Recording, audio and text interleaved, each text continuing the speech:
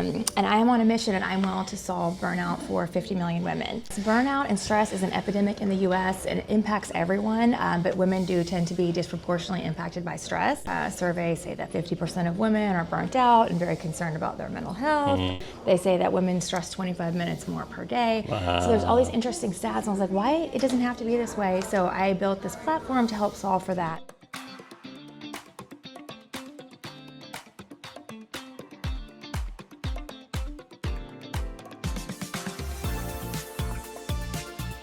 How's it going, everyone? Welcome to another edition of the Ad Podcast. We have Amanda Binns in the house, the CEO and co-founder of Imwell.co.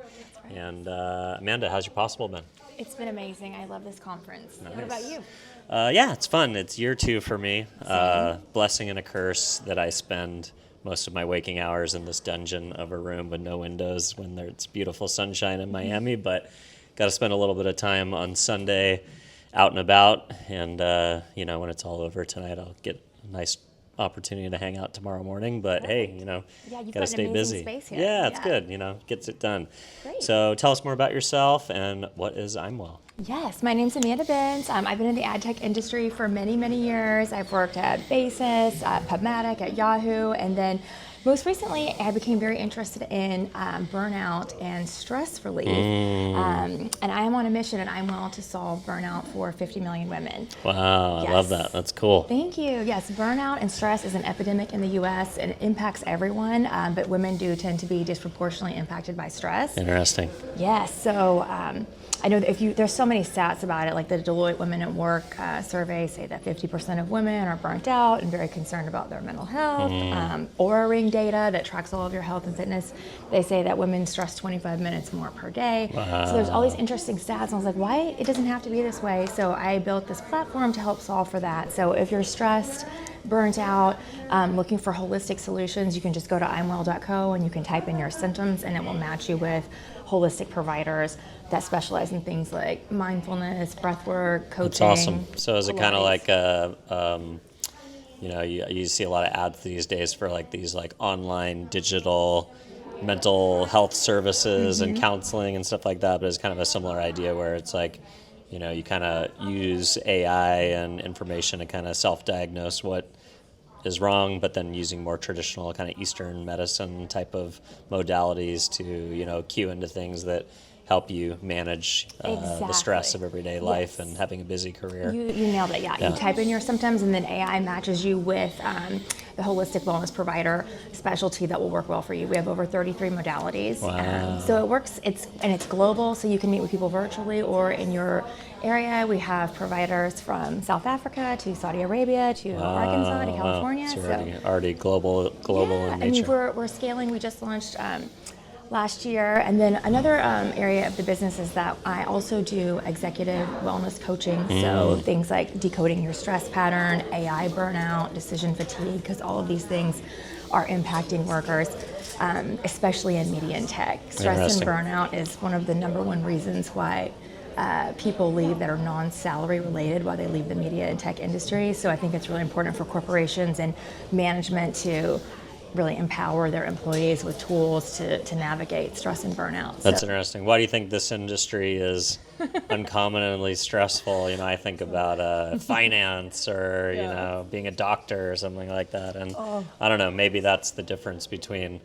men and women. I've experienced burnout for sure. I think, especially when I'm salaried, it's I ride these waves of like, okay, I'm crushing it, and then it's like, man, I don't feel like working at all. I'm just gonna like keep the lights on, and I've got enough momentum to where if I do the absolute bare minimum, I'll coast through whatever I'm going through right now, and then you kind of like come out of the other side of it, and the ups and downs, become somewhat on a stable line, but maybe women.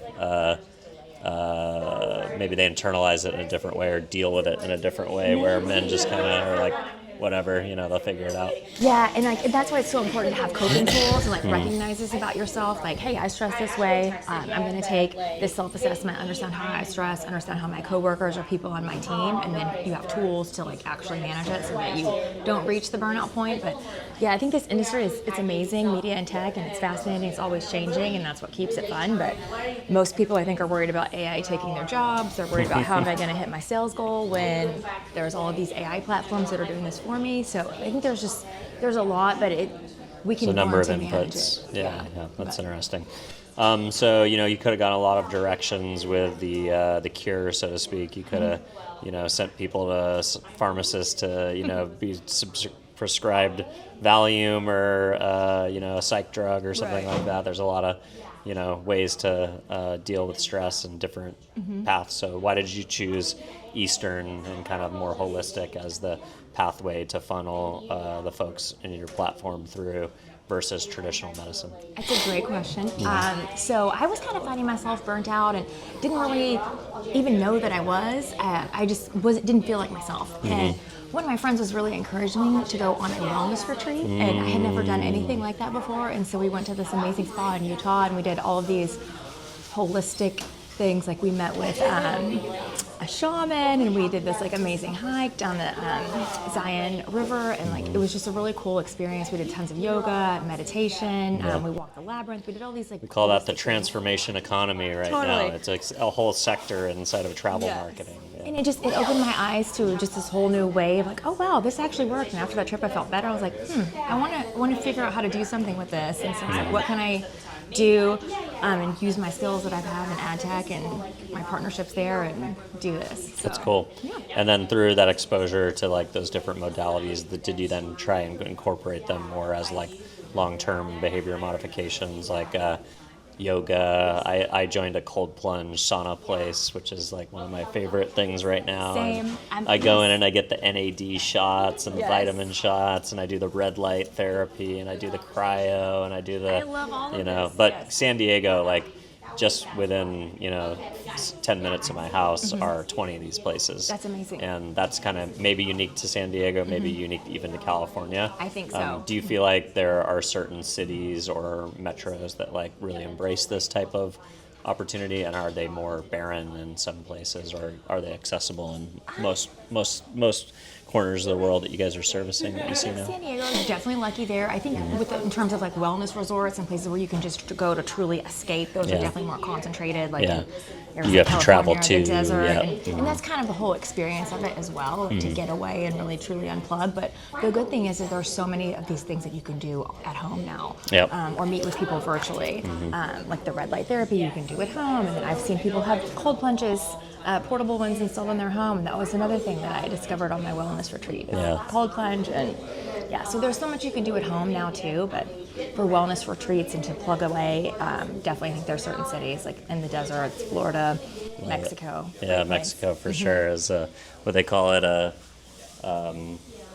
medical tourism, I think is the trend.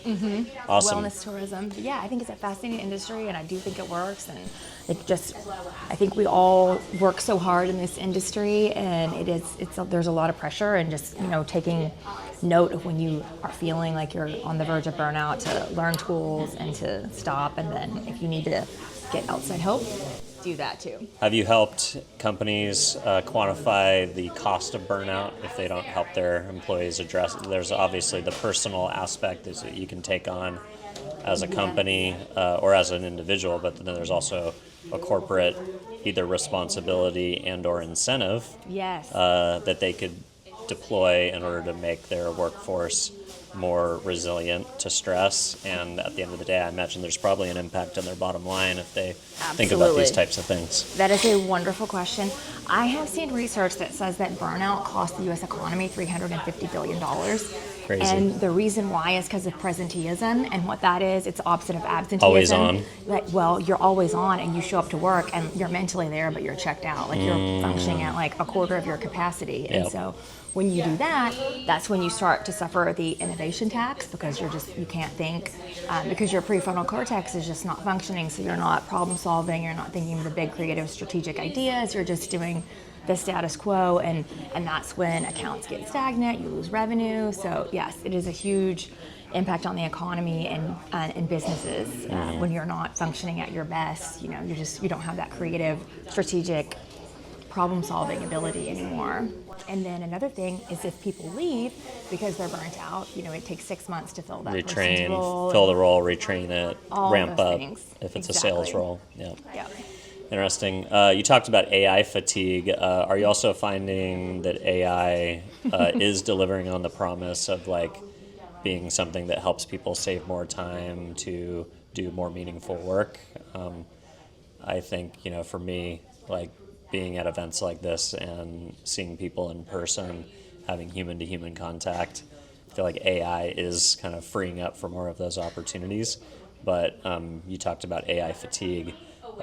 Is AI helping the mental health or the burnout crisis, or adding additional layers to it? I think yes and no. I think it's fabulous, and I'm glad that it's here. I use it all the time, and it's helped me a lot. But I think there's just so many, and trying to keep up with it, and you can easily get overwhelmed, and just learning how to manage. Yeah, you can spiral easily. So just learning how to manage that. Love it. Yeah. Awesome. Well, fascinating work that you're doing. You. Definitely love the topic, and we'll keep up to date on your thinking, because it's something that I quit drinking in my 20s because of the industry, because I was out every night with my expense account, with clients, and that was fun in my 20s, but it wasn't sustainable into life. And wellness and kind of Eastern medicine, something that I definitely embrace, so I'll be excited to follow along. If folks at home want to connect with you or learn more, where do you want to send them? Yeah, they can just go to imwell.co, or you can email me at amanda@imwell.co. Awesome. Thank you. Congratulations. Thank you so much. See you around. Bye-bye. Yeah.